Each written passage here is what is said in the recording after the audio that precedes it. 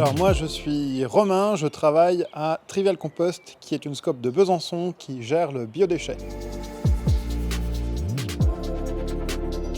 Ici on est sur un site de Engie. Ici au début du XXe siècle il y avait une usine à gaz, une vraie usine à gaz au sens littéral, c'est-à-dire qu'on distillait du charbon pour le réseau de gaz de ville qui a donc à Besançon.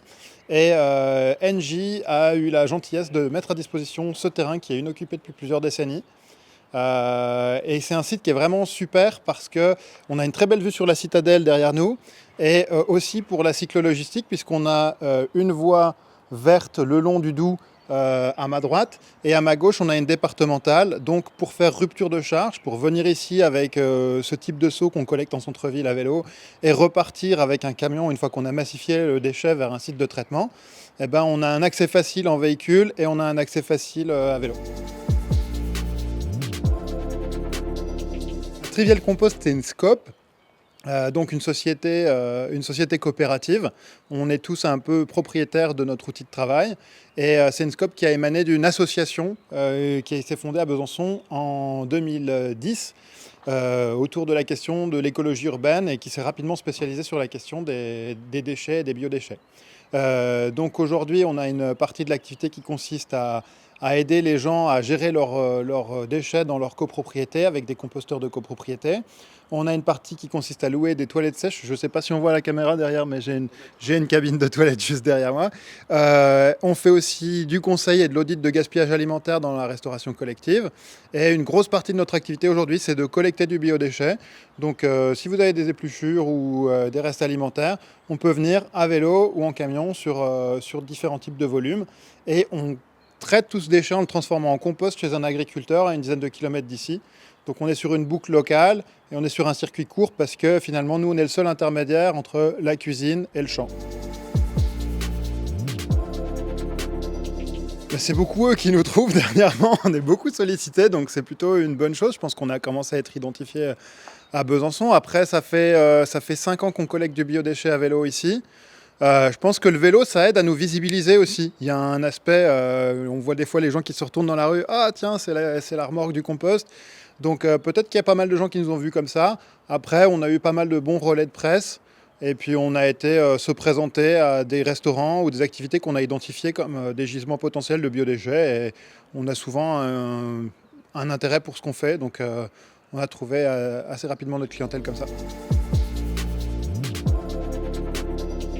Nos premiers clients, c'est les restaurateurs et beaucoup les petites épiceries du centre-ville qui font du fruit et légumes. Et malheureusement, des fois, on n'arrive pas à vendre tous les fruits et légumes avant qu'ils blêmissent. Donc ça a été vraiment l'historique.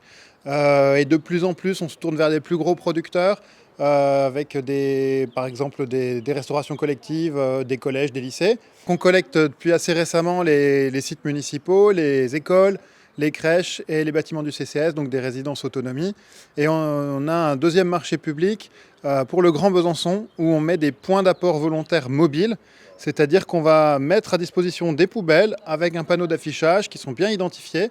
Les gens s'inscrivent gratuitement, peuvent déposer leurs déchets et à la fin d'un temps de permanence de 3 heures, on enlève les déchets.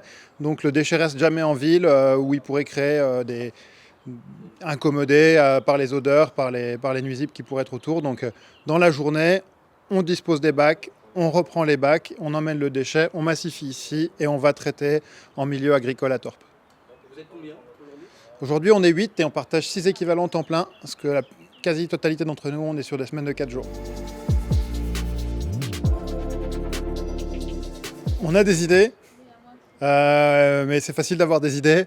Et c'est vrai que l'activité de gestion de déchets, c'est peut-être plus technique que ça en a l'air au premier abord. Donc on a fait des investissements qui sont importants par rapport à la petite association qu'on était initialement. Donc je pense qu'on va se laisser souffler un petit peu, bien consolider l'activité, bien trouver nos repères. Mais c'est vrai qu'on a déjà été sollicité par d'autres entreprises pour faire de la logistique du dernier kilomètre sur de la collecte d'autres types de déchets. C'est une piste qu'on ne se ferme pas.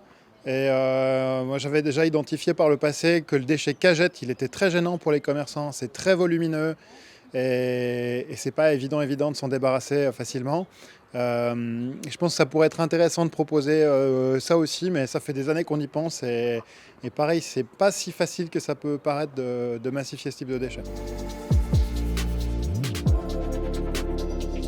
Alors on est au sein de plusieurs réseaux nationaux, le réseau Cycle Organique, qui est donc un réseau de collecteurs de biodéchets à vélo, hein. C'est le sens premier de ce réseau. C'est de regrouper des gens qui ont cette activité-là et du réseau Compost In Situ qui se structure plus autour de l'idée de composter en lien direct avec l'agriculture et sur un territoire voilà, à l'échelle locale. Et donc dans ces cadres-là, bien entendu, il y a de l'échange entre nous, de l'échange de compétences, du soutien moral et technique. Et il y a eu pas mal de porteurs de projets qui se tournent vers nous et auxquels on répond volontiers. S'il y a une volonté de monter une entreprise de collecte de biodéchets à vélo, on est là pour répondre aux questions, pour aiguiller, pour encourager bien sûr. Alors je suis vraiment désolé pour lui, mais il y avait un monsieur qui nettoyait les vitres à vélo et je sais plus, on avait eu des contacts et voilà. Donc je sais pas où il en est de son activité, ça fait un moment que je l'ai pas vu, mais je pense qu'il y a du nettoyage à vélo. Et puis bien entendu, il y a les collègues de Vélo Connect qui sont dans la cyclo-logistique depuis plus longtemps que nous, qui font de la course express et de la livraison de colis des derniers kilomètres.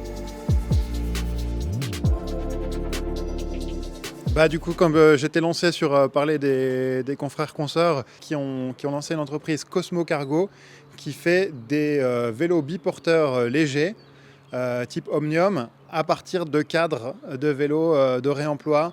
Donc c'est de la conception et de la fabrication locale, 100% artisanale et avec un maximum de matériaux recyclés. Donc vraiment, je leur souhaite bon courage et j'espère que ça va bien décoller leur truc. On a ces remorques-là qu'on utilise depuis 5 ans qui viennent de l'Étincelle Métallerie. Alors, oui, ça reste local, c'est Lons-le-Saunier, c'est dans le Jura. On aurait pu y aller à vélo, on ne l'a pas fait. Mais voilà, donc on a des remorques qui viennent de Lons-le-Saunier. Merci. Merci pour cette Merci à vous.